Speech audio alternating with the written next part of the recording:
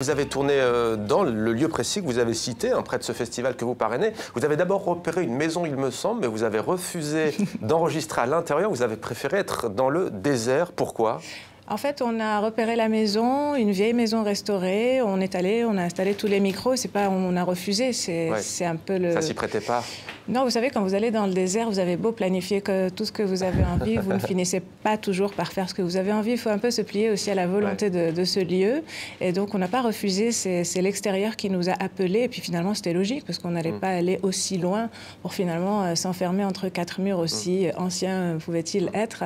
Donc, on a à la fin planté les micros dans le sable. Vos disques ont toujours été très sincères, toujours très profonds. Mais là, on sent que vous cherchiez encore plus de simplicité. Est-ce qu'en ce sens, le désert, justement, ne s'y prêtait pas mieux? Je crois que vous dites d'ailleurs vous-même, vous êtes face à vous-même, il n'y a pas de mensonge possible. C'est vrai, le désert force l'humilité, le naturel. Et puis, il faut qu'on accepte aussi notre imperfection. Il y a aussi l'idée du voyage, voyager avec des musiciens avec lesquels j'ai déjà tourné, avec lesquels j'ai développé pas mal de choses et appris pas mal.